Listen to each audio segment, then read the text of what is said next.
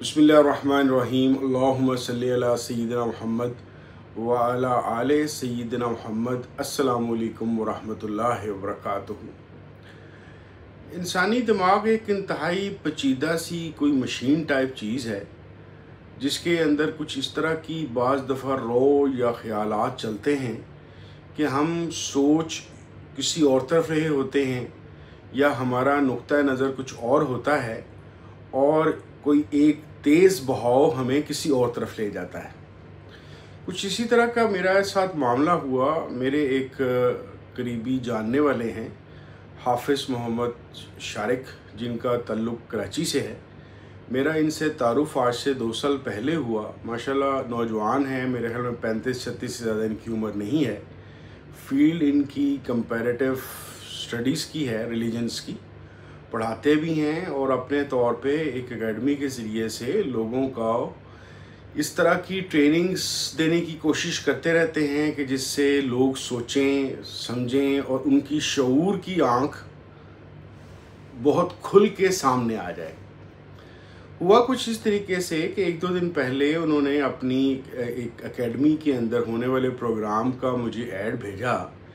जो कुछ इस हवाले से था कि सेकुलरिज़म जो सा है मजहबी माशरों में कैसे अपने रास्ते बनाता है। मैं इस पे सोच ही रहा था तो अचानक मेरे जहन में जो यहाँ की आजकल बहुत हॉट डिस्कशन है, यानी कि इल्हाद वर्सेस इस्लाम या इल्हाद वर्सेस मज़हब, इसके मुतल्लिक मेरे ख़यालात चले गए और मैं सोचने पे मजबूर हुआ कि आखिर कहीं ना कहीं कोई गड़बड़ बड़ी बुनियादी हो रही है जिसकी वजह से ये बहस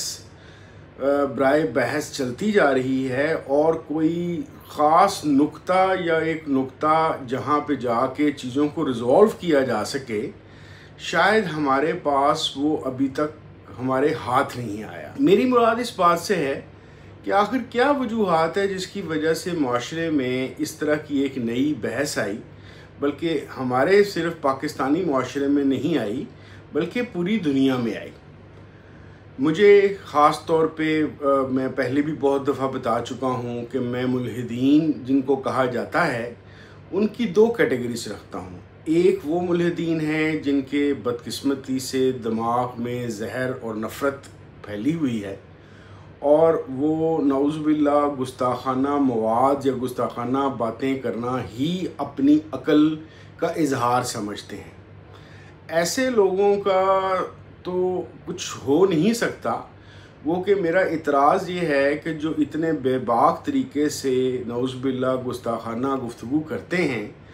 हम इनको एक नई टर्म मुल्हिदीन के अंदर रखने की बजाय इनको सादा ज़ुबान में काफिर ही क्यों नहीं कहते।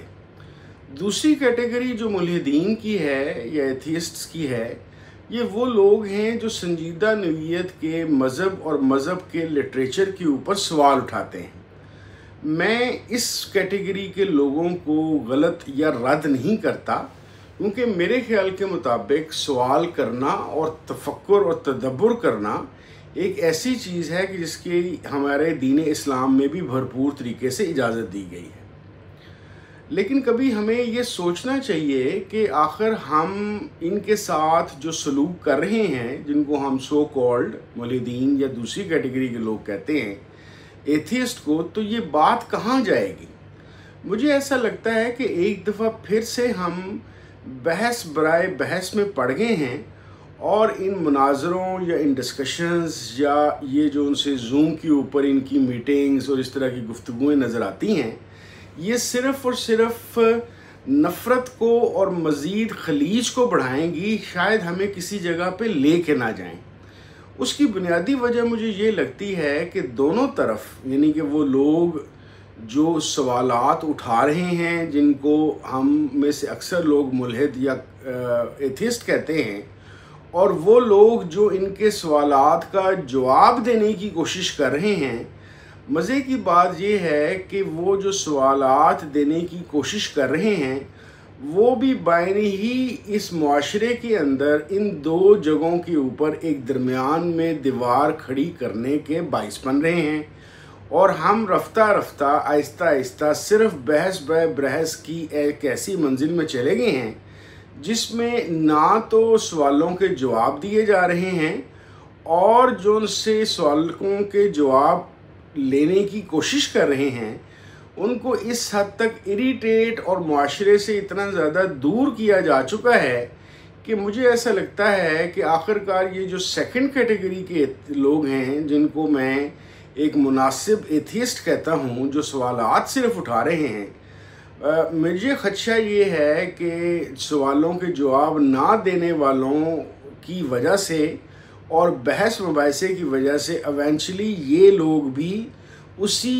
कैटेगरी में चले जाएंगे जिसकी मैंने मिसाल दी कि जो सिर्फ़ और सिर्फ गुस्ताखाना कलमात बोलने और एक गंद उछालने के सिर्फ कायल हैं। हाफिज़ शारिक साहब की जब ये चीज़ मेरे सामने आई, मैं नहीं जानता कि उस जो होगा लेक्चर होगा या किसी भी किस्म का प्रोग्राम होगा उसमें इस हवाले से क्या बात की जाएगी, लेकिन उस चीज़ को उठा के जो चीज़ मेरे जहन में आई वो ये है कि शायद एक मसला तो बहस बराए बहस है, लेकिन इससे भी बड़ा मसला जिसकी वजह से आने वाले वक्तों में जो उनसी बहुत सारी वजूहात हैं जो मजहबी और सूफ़ी तबके को बहुत ज़्यादा तंग करेंगी, उनमें से जो शायद चीज़ सबसे ज़्यादा तंग हो करेगी और जिसकी तरफ हमारी तवज्जो ही नहीं है वो रोल मॉडल के कंसेप्ट की वजह से है। अब आप देखिए कि हम जब किसी भी ऐसा बंदा जो किसी शक की स्टेज पे है रिलीजन के हवाले से, या वो संजीदा नौइयत के शक से यकीन की तरफ जाना शुरू हो गया है और वो सवालात उठाता है कि आपके अपने लिटरेचर के अंदर क्या क्या भरा हुआ है और उसका जब जवाब नहीं दिया जा रहा, तो इसका एक पहलू और भी है कि जवाब देने वालों के पास क्या किसी किस्म का कोई रोल मॉडल निज़ाम या कोई जमात या कोई शख्सियत मौजूद है। हुआ कुछ इस तरीके से कि बहुत बरस पहले की बात है, मुझे मौका मिला किसी एक सूफ़ी सिलसिले की एक मीटिंग के अंदर, जहाँ पे जो उसके कर्ता धर्ता थे बैठ के ये बात कर रहे थे कि हमारे जो जुमला मसाइल हैं सिलसिले के, उनकी वजूहात क्या हैं। तो काफ़ी लंबी बहस जो 3-4 घंटे की थी, उसके बाद ये तय हुआ या इस नतीजे पे पहुँचे कि बेसिकली जो इस सिलसिले के हेड हैं वो तो एक काबिल तकलीद शख्सियत हैं, लेकिन उनके अलावा पूरे के पूरे सिलसिले में, जिसमें हज़ारों नहीं लाखों लोग शामिल हैं, एक भी रोल मॉडल नहीं है और कोई भी ऐसा निज़ाम या सिस्टम नहीं है जिसको रोल मॉडल के तौर पे पेश किया जा सके। और क्योंकि जो करता धरता हैं और इंतज़ामी और माली अमूर को जो लोग देख रहे हैं उनके यहाँ कोई रोल मॉडल का कंसेप्ट ही नहीं है, तो नए आने वाले पहले परेशान होते हैं और फिर बाज़ दफ़ा कुछ ऐसे लोग भी शामिल होते हैं जो कहते हैं कि चलो बहती गंगा में हम भी हाथ डोलें। ये रोल मॉडल का कंसेप्ट सबसे पहले मेरे जहन में वहाँ से आया कि कोई भी अगर जमात हो, चाहे सियासी हो, मजहबी हो, कुछ सूफ़ी सिलसिला हो, जब तक वहाँ पे कोई रोल मॉडल करंट सिस्टम मौजूद ना हो और रोल मॉडल इंतज़ामी मेंबरान ना हो, तो वहाँ पे दाल नहीं गलेगी। बिल्कुल ऐसे ही कि जिस तरह से आज ये जो हमारे, जिनको हम एथियस्ट या मुल्हिद कहते हैं, जो ज़रा संजीदा नीयत के सवाल उठा रहे हैं और ख़ास कोई गुस्ताखी नहीं कर रहे, अगर हमारे उलमा या हमारे सूफ़ी हज़रात, जिसमें पीर और शेखैन भी शामिल हैं, या उनके मुरीदैन को कहा जाए उनकी तरफ से कि आप पिछले 500-700 साल के अंदर कोई अपना रोल मॉडल तो बताइए, या रोल मॉडल सिलसिला या निज़ाम तो बताइए जिसके तहत हम इस बात को मान सकें और हज़म कर सकें कि हाँ वाकई ही दीन इस्लाम एक मुकम्मल ज़ाब्ता हयात है और दीन इस्लाम के पास तमाम दुनिया की फ़लाह का निज़ाम मौजूद है और दीन इस्लाम के नफाज के बाद लोगों में इस तरह का निज़ाम फैलेगा कि वो खुशहाल भी होंगे, वो हफाजत से भी माशरे के अंदर रह सकेंगे, गर्ज के दुनिया जहान की जितनी भी आसाइशें और आसानियाँ पैदा हो सकती हैं वो दीन इस्लाम के नाफिज होने की वजह से हो जाएंगी। और दूसरी तरफ हमारा इशू ये है कि हमारे यहाँ पे तो एक सूफ़ी सिलसिला दूसरे सूफ़ी सिलसिले को, एक फ़िक़ही मसलिक दूसरे फ़िक़ही मसलिक को मुसलमान या सही मुसलमान मानने के लिए तैयार ही नहीं है। अगर हम में इनमें से किसी से पूछा जाए कि आप अपना रोल मॉडल लाएं और वो अपना रोल मॉडल अपने मुतल्लिका आलिम या मुतल्लिका पीर या मुतल्लिका शेख को ले भी आएँ, तो थोड़ी देर बाद हमें पता चलेगा कि ये जिसको रोल मॉडल कह रहे हैं या एक मिसाल के तौर पे पेश कर रहे हैं, 10 और ऐसी जमातें मजहबी और सूफ़ी खड़ी हैं जो इस बंदे के ऊपर किसी न किसी तरीके से कुफर का फतवा लगा चुकी हैं। तो मेरे ख्याल के मुताबिक हम जिस तरीके से मुझे ये डर है कि ये जो एथियस्ट के साथ मुनाजरों और बहस बराए बहस का मसला है, किसी भी किस्म के उनके सवालात का तसल्ली बख्श जवाब दिए बग़ैर या उनके ऊपर एक ठप्पा कुफर का या मुल्हिद होने का लगा के आप उनको दूर करते जा रहे हैं, मुझे डर ये है कि वक्त गुज़रने के साथ आहिस्ता आहिस्ता ये जो मुल्हिदीन जिनको हम कह रहे हैं, अभी बहुत सारी ऐसी चीज़ें हैं, बहुत सारा ऐसा लिटरेचर है, बहुत सारे ऐसे सवालात हैं जो बदकिस्मती से जवाब देने वालों को नहीं आते या उनके इल्म ही नहीं है। हमें उस वक्त से डरना चाहिए कि जिस दिन इन एथियस्ट में से कोई सिंपल एक बात कहेगा कि मैं आपकी तमाम दीन की बातों को दुरुस्त मानता हूँ, उनको समझता हूँ कि ये वाकई ही आसमानी हैं, मैं उनको ये भी मानता हूँ कि ये हर तरह से मुआशरे के लिए उसकी तहज़ीब को बेहतर करने के लिए बहुत ही कमाल चीज़ें हैं, लेकिन जनाब आप इसका अमली मुज़ाहरा तो दिखाएं। कौन सा ऐसा वक्त था या इस वक्त दुनिया का कौन सा ऐसा खित्ता है, ऐसा कौन सा इस्लामी मुल्क है जो इस्लाम जिसकी बातें आप करते हैं, जिन साहिब सत्ता अहादीस की किताबों की बातें आप करते हैं, जिन बुजुर्गाने दीन की करामात और उनकी मुतल्लिक अच्छी अच्छी बातें आप सुनाते हैं, क्या इनमें से कोई एक भी अपने मुतल्लिका सूफ़ी सिलसिले में ख़ास तौर पर 1000 बंदा भी पेश कर सकता है कि जनाब ये देखिए, ये वो 1000 बंदा है जो ना झूठ बोलता है, ना धोखा देता है, ना जना करता है, ना शराब पीता है, ना किसी किस्म का नाप तोल में कमी करता है, ना लोगों की ज़मीनें हज़म करता है। ये वाकई ही कम अज़ कम लाखों में से जो हमारे मुतल्लिका सिलसिले में हैं, उसमें से एटलीस्ट फ़िलहाल ये 1000 बंदा या ये 500 बंदा हमने तैयार कर लिया है एज ए रोल मॉडल, जो ये प्रेजेंट कर रहा है, जो ये साबित कर रहा है कि हमारा दीन और हमारी जो दीनी तालीमात हैं या हमारा जो सूफ़ी सिस्टम है, वो सूफ़ी सिस्टम दुनिया के लिए एक बेहतरीन मिसाल है। तो आप मुझे बताइए कि ऐसा सवालात जब कोई एथियस्ट पूछ लेगा रोल मॉडल के मुतल्लिक, तो क्या